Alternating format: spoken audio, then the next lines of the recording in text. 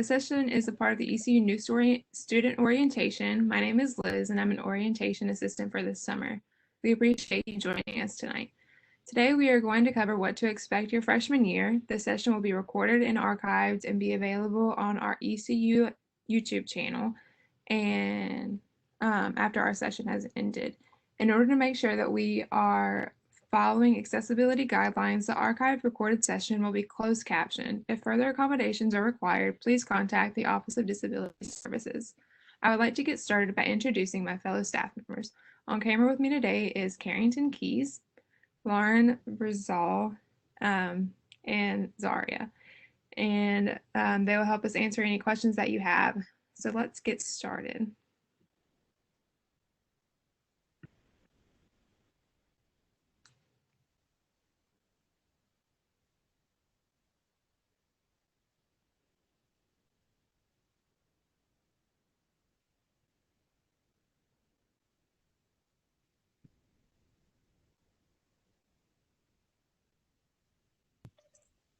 Okay, I don't see any questions. So, um, hi, I'm Carrington. Um, so, um, Liz, did you wanna, start off by, listing some things about yourself? Yes. I was And trying to find the thing that Lauren had sent for us. Okay, I can start if you want while you find that. Yeah. Okay, a little bit about myself. I am a sophomore at ECU. I am majoring in international business and minoring in political science. I'm a first year OA, and yeah, if you haven't followed my Instagram, it's popping up there, so I suggest you guys do that. And I also answer questions on there too, all throughout the day. Whenever you need something, I'll be able to answer for you.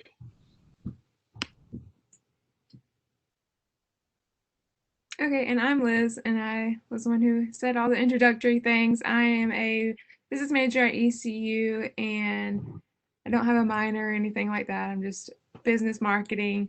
I'm involved with some organizations on campus, and I can help you with any questions regarding that and how to get involved your freshman year. And I can also give you some other great resources if you have any questions about those.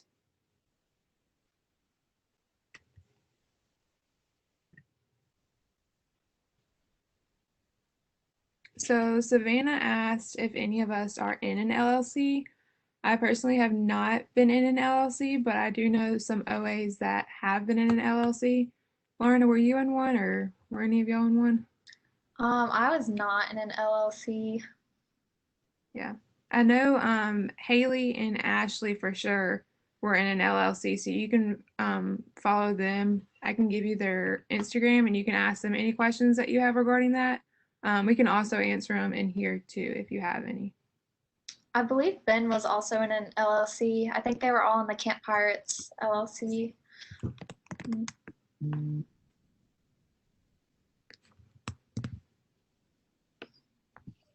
I wasn't, but I got into the leadership one, which is Jarvis Residence Hall, and I know a lot of my friends who were in that residence hall, and they loved it. They got to take trips together. They had not really meetings, but like gatherings where they got to build those bonds with the people that they were living with. And it was a really tight community. Um, it's just a great experience. You learn so much about those people, and they're very like minded. Um, and, they have the same type of goals as you.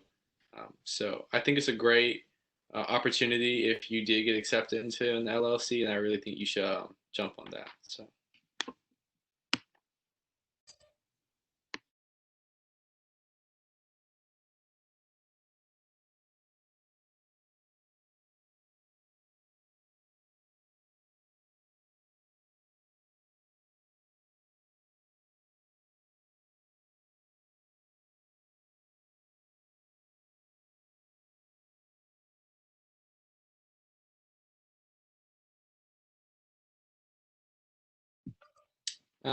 Lauren, did you want to, start covering uh, the script that we have, just so we can give you guys some information if you may not have questions right now? Um, you could just talk to me a little bit about it. Sorry. So I was actually trying to look up a question I saw from McKinsey. Can you join honors college your sophomore year? I was researching that because I am not currently in the honors college. However, I was looking on the honors college website, honors.ecu.edu, but I don't believe you can. I think the honors college is something you have to be invited to, mainly. I think your freshman year, when you're an incoming student, it's based off of your SAT and ACT scores, from what I am aware of. However, I am looking that up right now. But if you want any more information on that, I can send the link to their homepage and their website in the chat. And they do have a tab for admissions and how they go about the application process.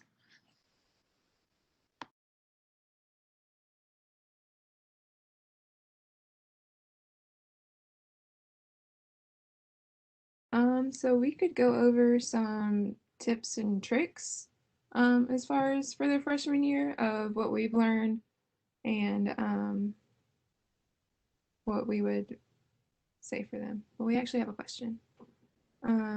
Michelle asked, how strict are they on move-in time?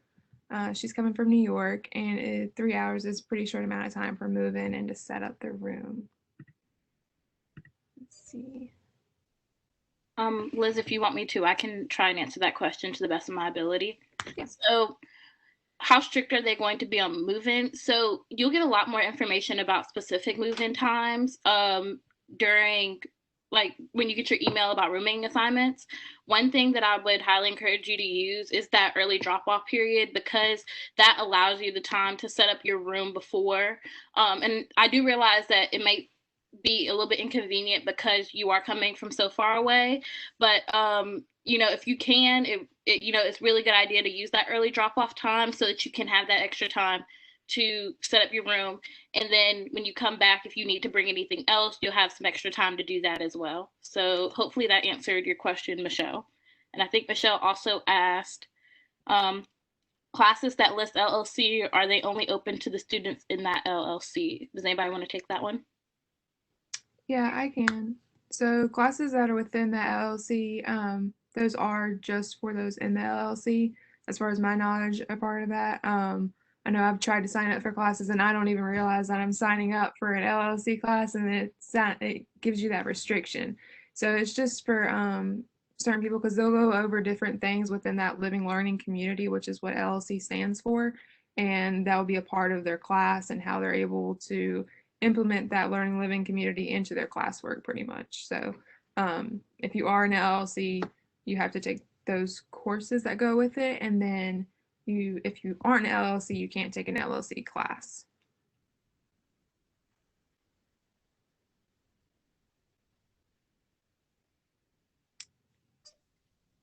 So it looks like Allie asked, is there a list of clubs to join on the ECU website? Does anybody else want to take that one? All right. So I was actually looking up the website to send the link in the chat.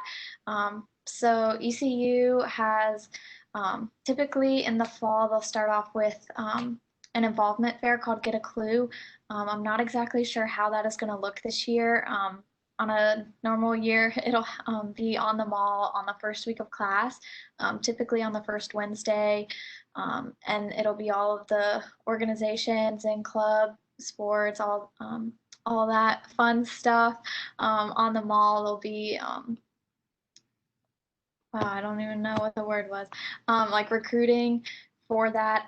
But I sent a link to all the attendees for the student activities and organizations.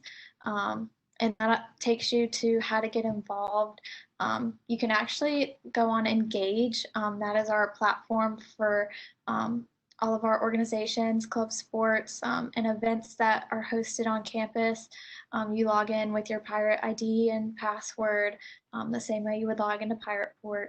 And you can actually see all of those organizations, their contact information, their mission statement, and all of that stuff. So I went ahead and sent a link in the chat for that. And there should be a hyperlink within that website as well to get to engage.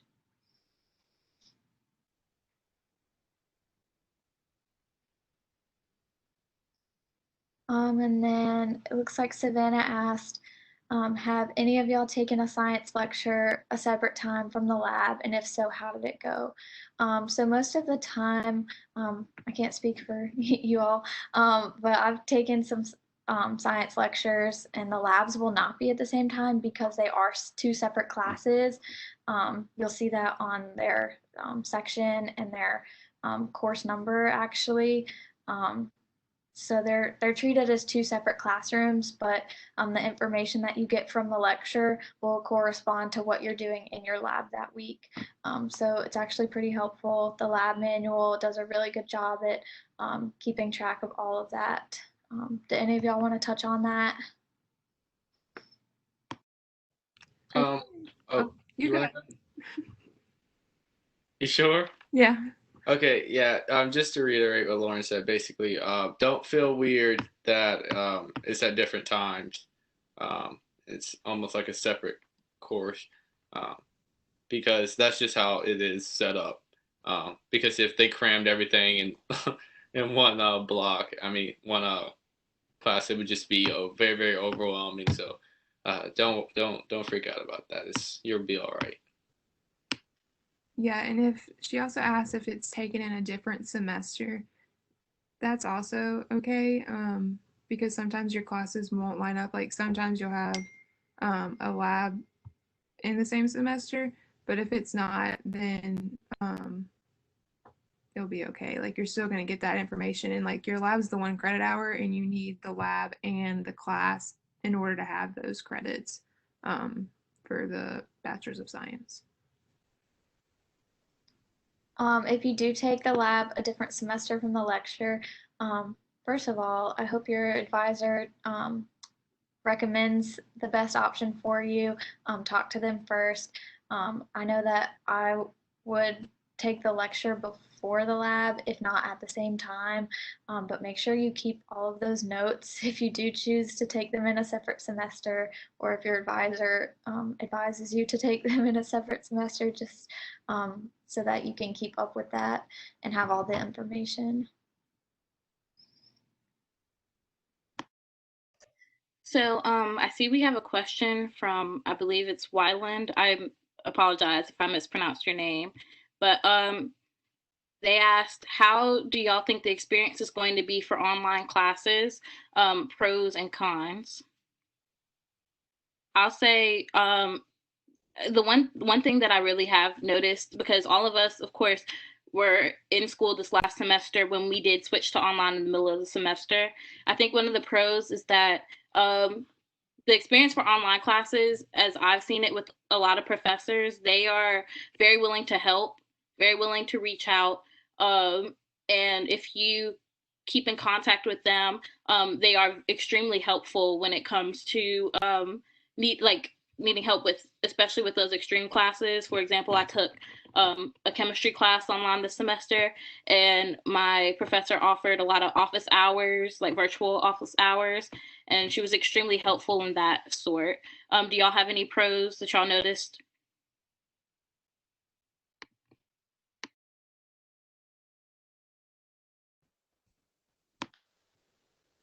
I also agree with that. They're very, they understand the situation. They're not going to be like super hard in trying to put all this weight on you, because they understand the situation and they understand what they're going. I mean, they're going through the same thing too. They're having to teach all this within 8-week blocks, and that's a lot on them. So they're trying to get the best material out of what they can, make sure that you're taught, and that's going to help you later on in your future. So I definitely think that's a pro, and they're going to do the best that they can. As far as cons wise, I mean, it is 8 weeks, but you're still getting that information that will go on for a while, and you're going to be getting the best information that they can provide you. So I wouldn't really say that there's any cons. It's mostly pros. I mean, of course, you'll figure that out like for your personal preference as far as what those are. And I mean, just to touch on what Zaria and Liz both said, we did happen to go through that semester where halfway through, they all transitioned to online. However, ECU has done a really good job at trying to get us back on campus and back to as normal as possible. However, the professors have all had all of this time to prepare, just in case, like in the event we do have to switch to online, or if their course is too large and it has to be moved to online. So I will say that they will be very prepared. They will be very understanding of the situation. Virtual office hours is, I would definitely say it's a pro. Even in-person office hours, if you can utilize that. Yeah, I wouldn't necessarily say there are many cons, unless that's not your learning style. But again, the professors are pretty understanding, and they know that we all have to adapt to it sometimes, or if we're forced to. Carrington, did you have anything to add? I've pretty much said everything, but another pro would be that you don't have to physically, go somewhere, which is a lot easier. To don't have to, prepare yourself and wake up an hour earlier. So you may be, a little bit more awake and more aware of what's going on in your class. And you may not even have to meet through a screen. It may just be coursework that you have deadlines for. A not really, like it's it's just if you aren't, following the coursework, that can put you very, very behind, and potentially uh, you won't get the grade that you want if you don't, keep up with it. Because although it is online, it may be, a little hard to stay focused on what you have to do in that course, because you're not going to someone and sitting down. But just be mindful of that. It's still class. And then Waylon also had a question. What are your favorite things to go around Greenville? So I like food. So a lot of food places are going to be where I'm going to go. Definitely Sup Dogs. That's right near West End campus. So it's literally, you can walk there. And the atmosphere is really cool. You can sit outside. You can bring a dog. Um, and the food is pretty cheap. So I would definitely recommend that. And then I like the Scullery because it's like family based and it's a really nice place to go to and eat, and the food's also reasonable. And then there's also Friday events that they have downtown, which Greenville hosts, and it's Free Boot Friday. And so you can go down there, they'll have live music from people around the community, and then you can go walk around, get some free stuff. And then there's also, I like going to the bowling alley too. Uh, we used to have that in Mendenhall, but I think they closed that, I want to say. But you can also, on Tuesdays, I believe, is like student night at AMF. So you can go there and bowl for reasonably cheap. I'll say one of my, oh, well, first of all, let me say, Wayland, I'm sorry I pronounced your name wrong, but I'm glad that you told us that I pronounced it wrong. So, one of my favorite things to do around Greenville is there's a park that's relatively close to campus. It's in walking distance of West End, and it's right along, I believe it's the Tar River, and it's an absolutely beautiful park to walk. You can walk there, you can fish, you can, like, there's a playground, and it's a lot of fun to, like, just a nice space to hang out in. And I don't know, I really like the natural aspect of being so close to something when it feels like campus, which is like a lot of hustle and bustle, a lot of students moving around. It's nice to get to like a nice natural scenery. So yeah, that's probably my favorite place to go. Liz, I'm so glad you mentioned the bowling alley because I was gonna say that too, since they do have like college student nights. If you take your ID, you get like a discount on bowling. By the way, if you have your one cart, please keep it on you. Student discounts are everywhere. I also like to eat, so like Liz mentioned, some of the eateries and local shops down right behind West End and West End Dining Hall. I would go and explore down there. I'm in club figure skating through ECU, so I like to ice skate. We have a rink pretty close by campus. A lot of people don't necessarily know about it, but it's pretty fun if you like ice skating or if you want to try it. Yeah, I go to the movie theater sometimes too. I think they also do some student nights. It might be later in the evenings though, on Tuesdays, I think. But yeah, definitely recommend that. Just shop around, look at some local shops and eateries.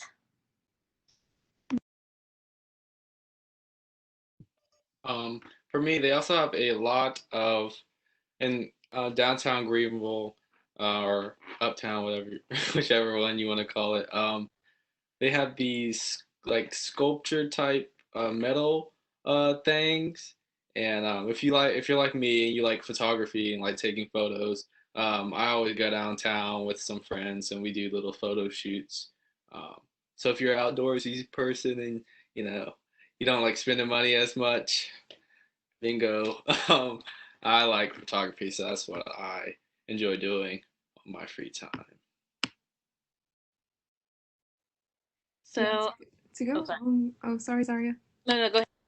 To go along with that, there's like, I know what Carrington's talking about. It's towards the, I wouldn't say it's towards the adult part, where there's a lot of breweries and stuff where the older, like above 25 people go. And they have, it's like metal pigs. It's really like it's animals, and it's really neat to like see that. And I know there's like a shop downtown where I think a man makes them, and I've seen them all around. It's really weird, but it's also pretty neat to see that.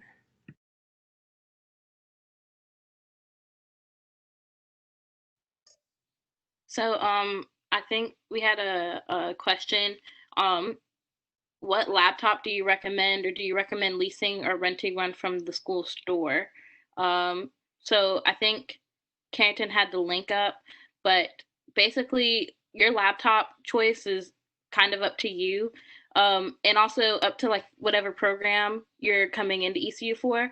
And so they have an awesome website where you can see what laptops are recommended for your specific program. Do you recommend leasing? Do I recommend leasing or renting one? Again, I think that option is just up to you and what choices you need to make financially. So if that's what you would like to do, I think it's a good option. But the school, or excuse me, but Dowdy Student Store does have a good option of computers and good choices and discounts on those laptops. I'll say that the laptop that I'm using right now, I got from Dowdy Student Store, and it came with good insurance and everything. I'll say a few months ago, I spilled water all over this laptop, and because of the insurance that I was able to get from Dowdy Student Store, I was able to take it to Pirate Tech, and they were like, "Yeah, like the water damage is covered," and they took my laptop and they sent it off, and it got fixed. And so I'm lucky to even have a laptop because I also had a paper due the next day. But yeah, so I think that it's worth looking into Dowdy Student Store for your laptop purchases or any technology in general because they do sell a lot of options. And then just to add on to what Zaria said, whether you purchase your laptop through Dowdy or you bring in your own, because you are an ECU student, you do get Microsoft Office included. So if you take it to Pirate Techs, either in our main student center or in Joiner Library, they'll install Microsoft Office on your computer. So I know I use it all the time, PowerPoint, Word, Excel, and that's how I take all of my notes for class.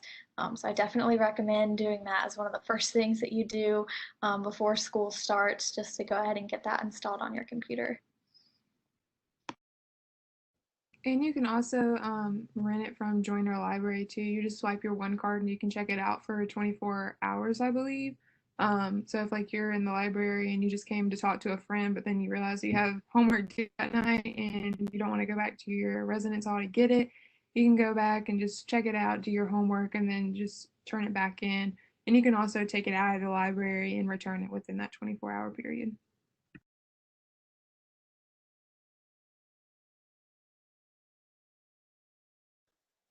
And then Waylon also said he's living in the KLLC, which I believe is kinesiology. and wants to know what the food is like in the dining hall on College Hill.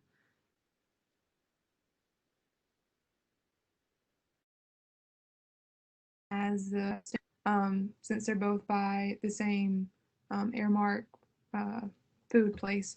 So you have, I believe there's a deli area, you can get pizza, pasta area, there's a smoothie station, waffle maker, and then you can also it's like different on different days they have something. So Tuesday's Taco Tuesday. So during the lunchtime, they'll have tacos being served. Wednesday is Fried Chicken Wednesday, so they'll have fried chicken, cornbread, all your southern foods, I want to say. And also on Weston, they have like a fried rice station, so you can make your own stir fry. Well, not make your own, they'll make it for you, but you can put the ingredients that you want in there. And so they pretty much have a lot, and they also have vegetarian and vegan options as well.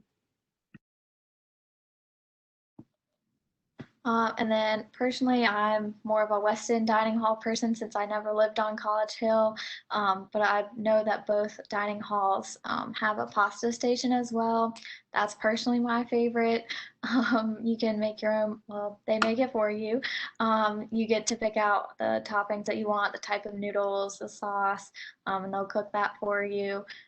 Throughout the day, they'll rotate what types of food. So in the morning, there's breakfast, so like scrambled eggs, bacon, sausage, toast, grits, all that good stuff.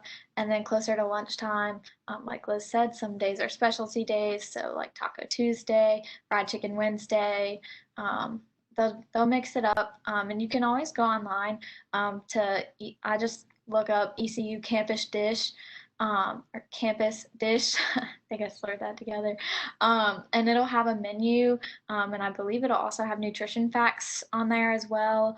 If you're focusing on calories or anything of that nature, or have any dietary restrictions. So that way you can see the menu for the day.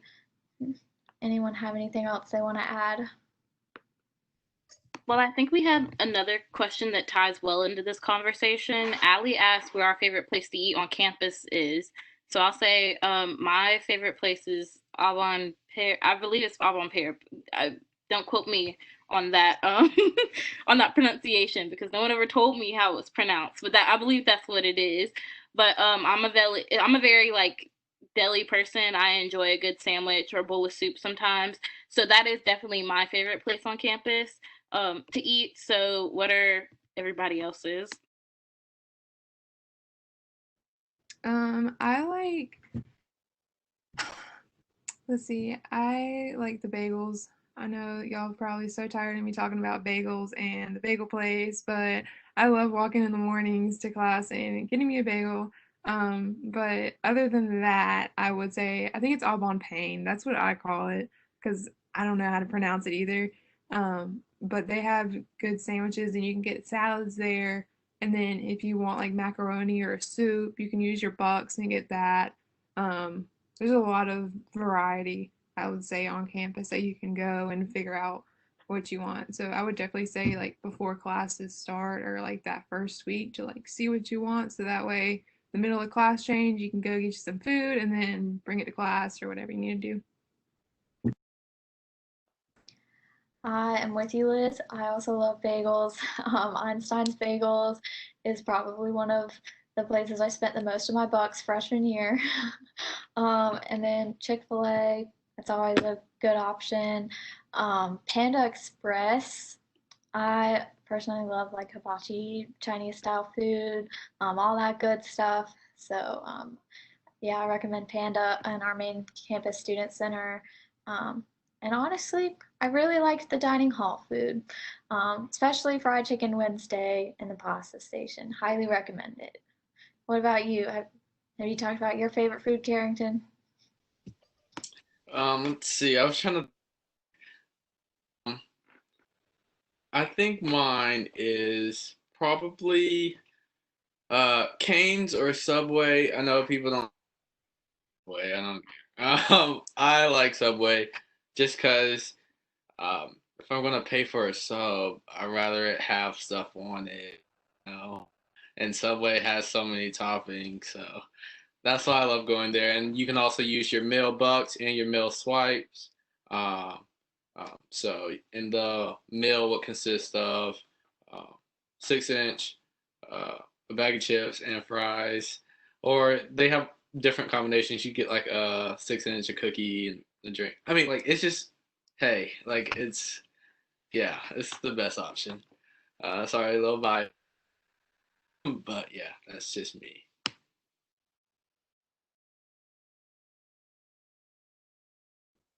Okay, and then we also have, I think you were in the other live, and I did not know how to pronounce your name, but I think I got it right. I think it's Ayera. Um, for classes that have multiple book recommendations, if you just get the required books, are there other books available online, or are they just an extra resource? So for me, whenever I see those books that are online, I just get, well, actually, I would personally wait till the first day of class to get your books because you don't want to spend that money and get all those books and then you not need them because of like your own reasons. So they'll provide that in your syllabus, and usually they'll send out your syllabus like possibly like a few days before, and they'll list the things that you need. So I would wait because some have the access code, and you need the access code and the book, and they sell those in a bundle, and it's a cheaper price for you. So I would personally wait to get that, but you can also see the required text, and usually that is what you get. But just for saving money and for getting that bundle at Dowdy, I would personally just wait. But it can be an extra resource for the other part that you were talking about. If they have like 3 books listed and then one's just required, the other books are just that extra resource that you can use. And one thing, sorry, to go off of Liz, so if you are one of those people who does like to buy their books early, like for example, my parents like to like come with me to the bookstore and purchase my books because they want to spend the $500 and not me. But a good thing that a lot of the bookstores in Greenville do offer is a return. So let's say you purchase all your books before classes and then you go to your class the first day and like Liz said, the teacher says you only need the one required textbook. You don't need the rest and you want to take it back. Or let's say you drop a class within those first few weeks or that first week or two of classes and you don't need that textbook anymore.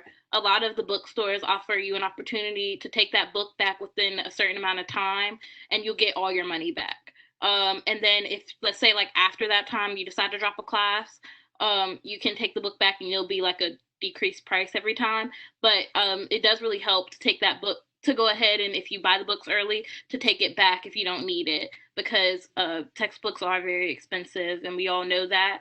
So a lot of those resources do offer those so that you don't need, if you don't need the book, you're not wasting money. And then I also sent a link to all the attendees on Dowdy's website. If you go to like their online ordering and click compare prices, you can look up your textbooks based off of the terms. So it would be fall 2020, the course, and then the section number, which will pull up the professor that's teaching it. And it'll actually compare the price of that book to like Dowdy, UBE, Amazon. Personally, if I need any textbooks, like Liz, I wait till after the first day of class to see if I'll actually need it or if I just need the code for homework or something online. Because sometimes if you buy the code, it'll come with a free e-textbook. Or honestly, I recommend Amazon rentals. They're extremely cheap, but you still get the same book. Just make sure you look at like I think it's the ISBN number or ISN, something like that, to make sure that the section of the textbook matches what the professor wants. And sometimes they'll include that on the syllabus as well as a picture of the textbook. But yeah, I rent them from Amazon.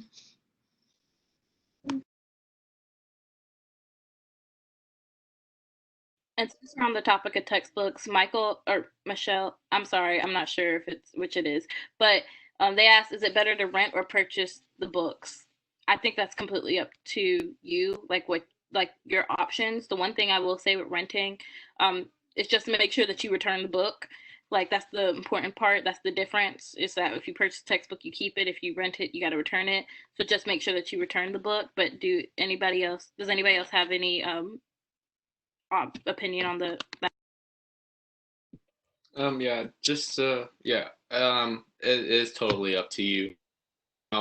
If you're looking to go the cheaper route, sometimes renting is cheaper, but if it's a course where you think it's very, very useful, like since I'm minoring in political science and I took a business law course, I bought that book um, for that course just because it has actual cases and diction and vocabulary that I can use for my future career. So it's totally up to you.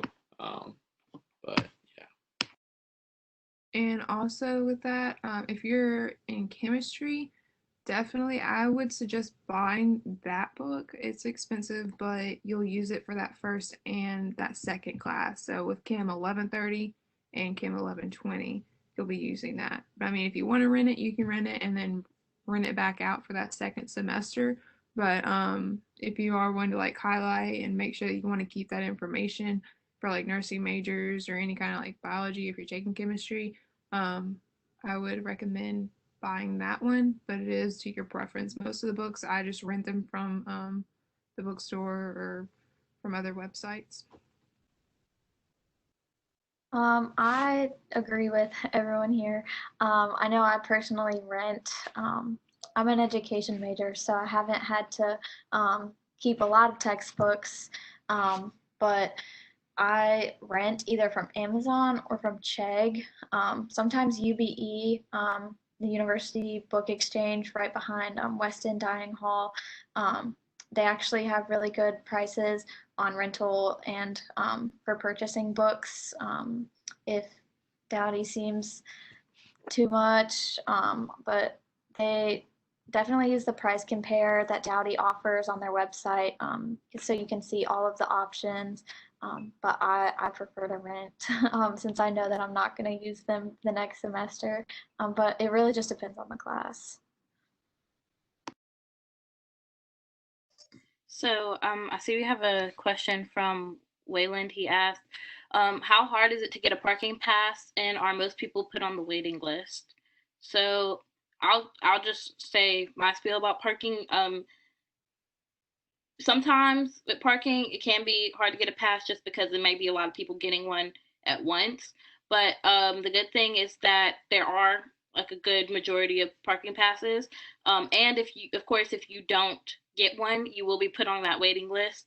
Um, there's always some people who end up on that waiting list, and that's perfectly fine because that means that you are next in line for a parking pass if one comes available. So that means if someone decides that they're going to leave in the spring, like they may come in the fall and leave in the spring, when they turn in that parking pass, then the people on the waiting list will get their chance to get parking. Also, a lot of ECU parking does do a really good job of offering some other opportunities for parking. So if you don't have to not get a parking spot, then they can. They do have a list for you so that they have some private lots that other people sell parking spots for. They do say that those lots tend to go fast, but those are another option if you just happen to not get a parking spot.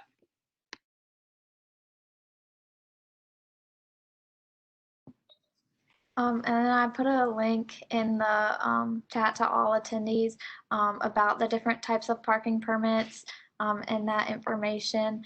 So it will be based off of where you stay on campus. You'll go through Pirate Port to purchase that when they release the date for you to be able to purchase those. So I would definitely recommend looking into that and make sure if you do get a parking pass that you look at the map that ECU parking has, so that way you're parking in the correct zone, so that way you don't get a ticket or anything.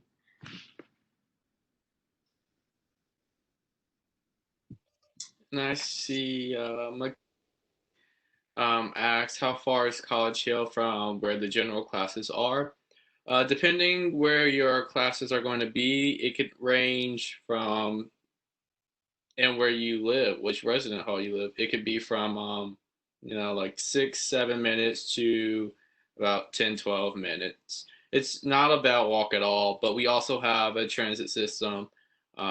If you download the Next Bus app, uh, it'll tell you when the bus is coming, how far you have to get from your residence hall to the bus station, and if are like me and don't have your phone, the the wait the bus stop it has on the top how long it is until the bus comes. So if you don't feel like walking, there's always our transit system that we have, and you can also, if you have a skateboard or a scooter or a bike, any of those you can use to get around campus a lot quicker. I'll make a quick, it's a little joke, but I always say, for those of y'all who haven't ever been to ECU's campus, College Hill is actually on a hill. The walk to class is not bad because you're walking downhill. It's the walk back up that's like, oh gosh. So getting to class shouldn't be a problem. It's like when you're like, I really don't want to get back up the hill. That's the issue.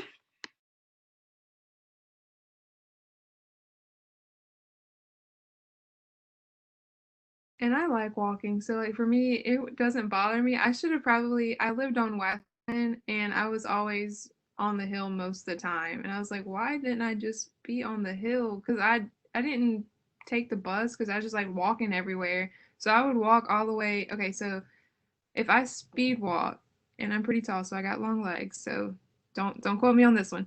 If I speed walk from College Hill, I can make it to Weston in 12 minutes. Back to White from all the way at the top of the hill. So maybe about 15 minutes if you're a little shorter. But yeah.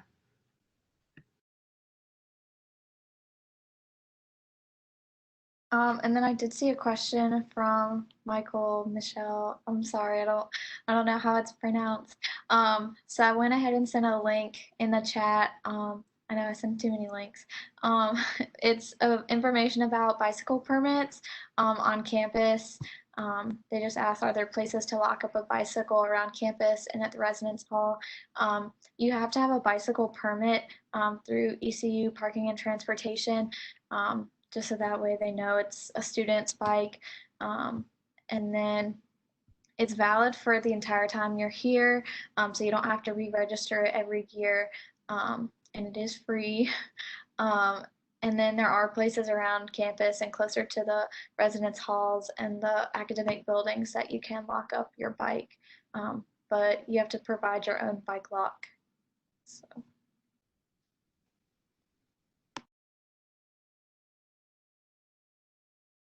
And then Ira had another question, wanting to apply for an on-campus work-study job. So for a work-study job, that is different from a regular campus job. A work-study job is based on your financial aid that you receive, and if you look on your financial aid through Pirate Board, it'll say if you are qualified for a work-study job or if you are not qualified for a work-study job. And that all varies per student on the amount of financial aid they are given. So I mean, if you don't get it, don't take it personal. Like it's not something to be upset about. There is plenty of other jobs on campus that aren't work study.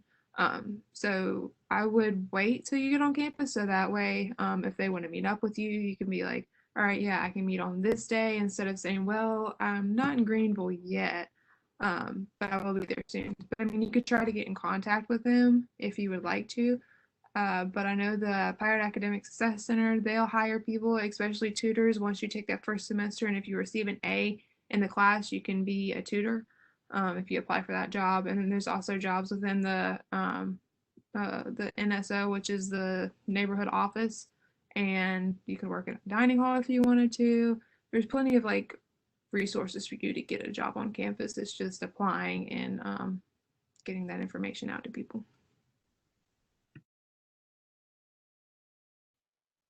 So I did see a question a little while ago from Savannah, which is actually a really good question to tie into like our topic of today, which is like what to expect your freshman year. So she asked, what is the best advice for a freshman? So I'll say I think the best advice that I can give you is to expect the unexpected when you get to school, because things like it's your first time out on your own, and things don't always go your way, and that's okay, because a lot of times school is just, that's just what it is, and you're learning yourself, you're getting to know yourself. So I will say, like, expect the unexpected, expect things to go left, and kind of just roll with the punches. And I think I always say, like, you never know what you'll learn while you're at ECU. So, like, a lot of us, you'll see a lot of the OAs will talk about it a little bit, but, like, a lot of us have changed our majors. A lot of us have discovered, like, we have completely different passions that we would have never known when we were in high school. So, like, definitely be ready to grow as a person. And I would definitely back Zaria up on that one. Um, Definitely be your own person. This isn't like high school. It's definitely not.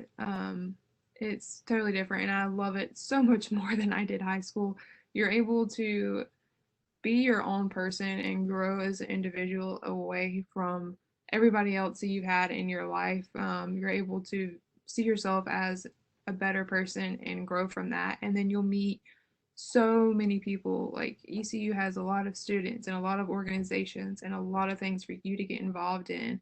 And you're stuck in a little town for that amount of time. You're going to be there, and it's hard to like kind of comprehend that, but you're going to meet people and they're going to change your life too as far as that. So I would say get involved and make sure that you are growing yourself as well, and not like have an open mind towards everything instead of having your own like personal views, as far as saying like be open-minded about everybody else's, because you can learn a lot from them.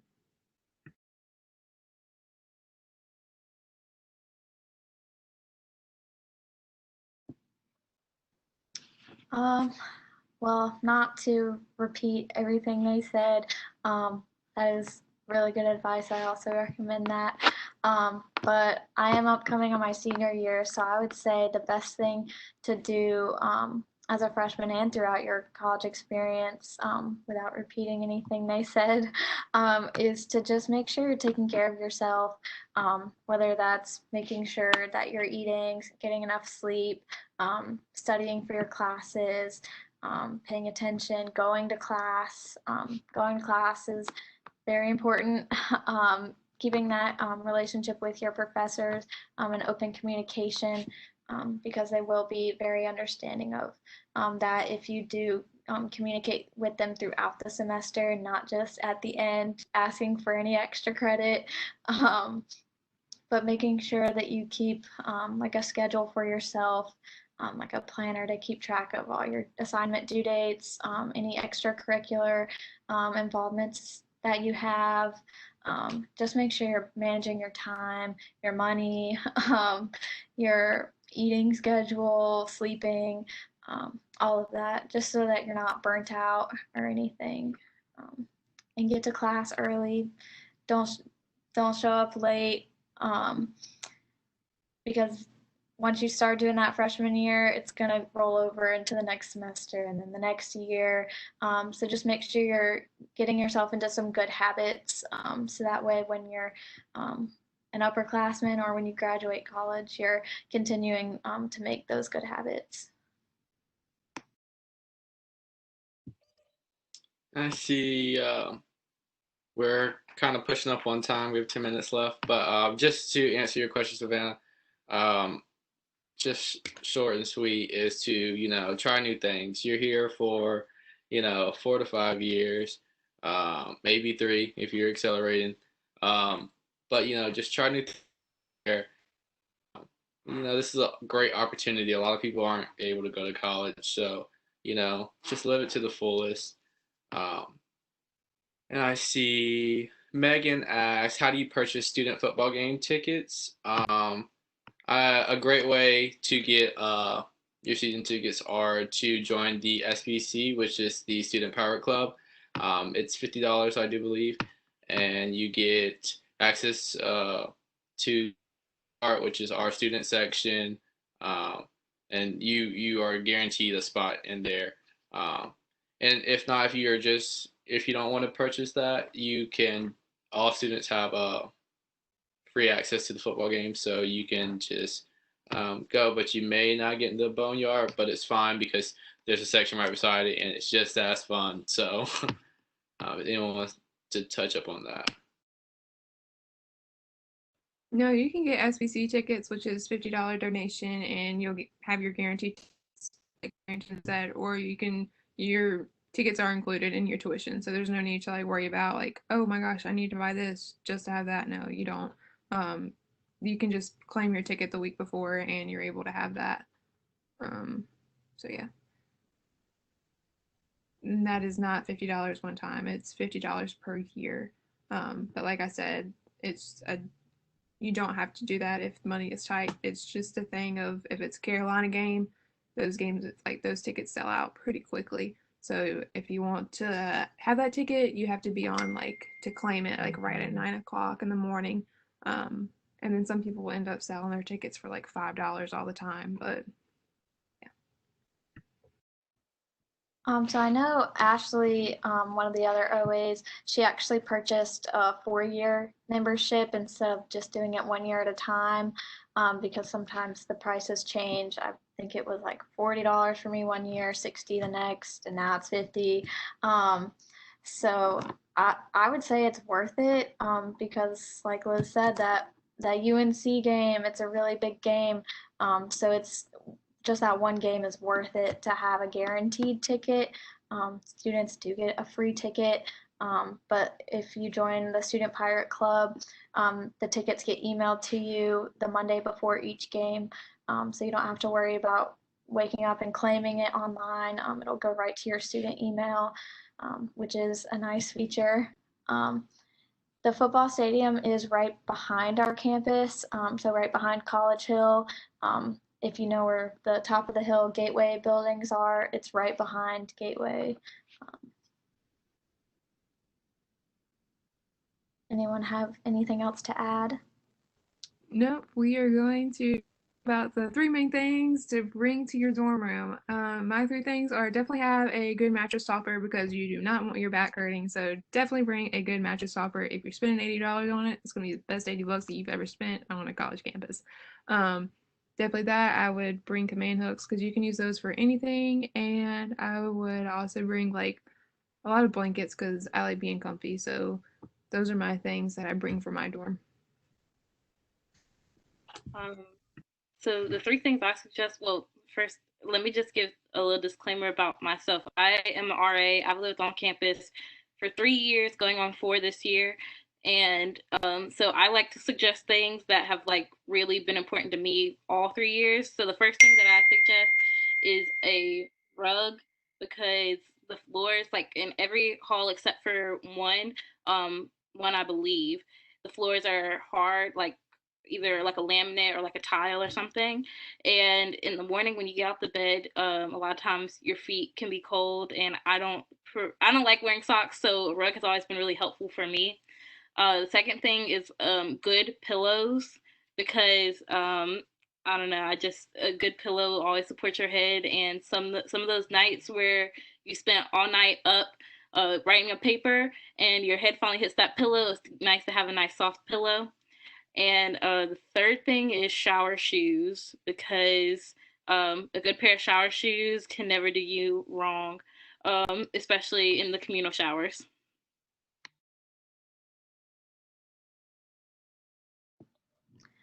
Shower shoes was my top one. And then I would say command strips or command hooks, if you want to hang any decorations in your room. That is always a good one to have on hand. And then definitely a whiteboard, whether it's just a plain whiteboard or I prefer to have mine as a calendar form, and like a little mini one so that along with some sticky notes, just to keep track of some things. I know I like to visually see my calendar, for events and for due dates. So those are my top three things. Mhm. For me, I say this all the time, is a Brita. Um, Um, every resident hall, every room has a microwave and a mini fridge. And I got a Brita, like a gallon size one. Every resident hall also has water fountains, so you can just fill up your water fountain, fill up your Brita in the water fountain, tuck it away in your mini fridge. Those nights when you wake up at 3 a.m., dying of thirst, you'll have the water in your room. Not have to wake up your roommate. Uh, you know, so that's always a great thing to have with you.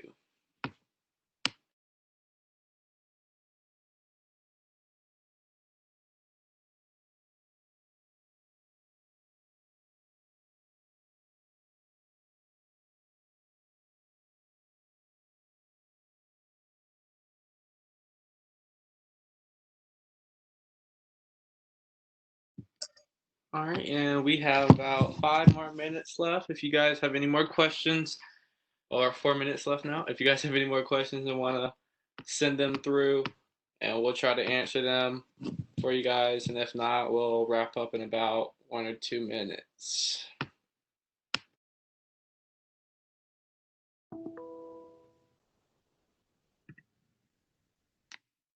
So I know that oh well, never mind. We have a question from Savannah. She asks, "What is the best event on campus?" Ooh, that's a good question. Anybody else want to answer? So I know my favorite event is Barefoot on the Mall.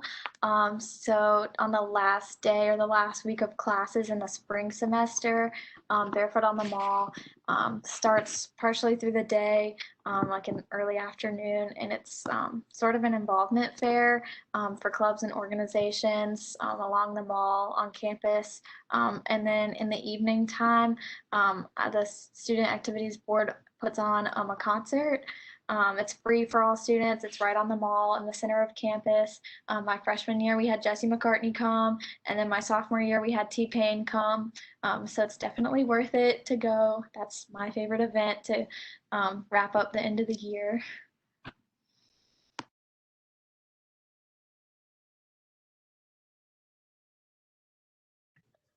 I'll say for me, oh, sorry, Liz. For me, I like how sometimes I know we have one of the largest like outdoor screens um, that any university has, and um, yeah, it's really giant, and I know they host movies um, out, and you can just lay in the grass and watch movies with your friends, and it's just a great way to get out of your room and relax because it's usually during good temperatures. So Yeah, I would say Barefoot on the Mall is fun. They have like a lot of like blow up stuff. You can play games. You can get a lot of free stuff. And once you come to college, anything that says free, you're gonna be going to it. Like a free T-shirt, you'll stay in line for 30 minutes for a free T-shirt. Um, and then they also have like a Halloween Havoc thing that's really fun to go to. I got a free sign that like I made last year, and that was really cool. And a lot of the SAB events, which we had one last night, like the trivia, they'll have those, and you can like win AirPods or like a TV or something like that. So like definitely get involved with those events because you get a lot of stuff out of them. And I know we're running low on time, so I'll just spit mine out. But my favorite is normally Barefoot on the Mall. But since Lauren already shared about that, I'll share my second favorite, which is the Bsu Showcase that is normally at the beginning of the school year. And this one of my favorites just because it gives us an opportunity to see some of some of the cultural like groups on campus. It's actually a showcase to like get people involved in some of those stuff. So you'll see a lot of the modeling troops. You'll see some of the Greek life, and it just shows a side of campus that comes together often. That multicultural side that sometimes we don't always like get to see on the front side at the beginning of your time at ECU. So we'll see how these big events go this year, but hopefully we'll still get to like experience Barefoot on the Mall and Halloween Havoc and things like that, just in a different way. Okay, y'all, so we are going to wrap this up since we are very low on time. Um, let's see. Thank you so much for joining us today. As a reminder, the session will be available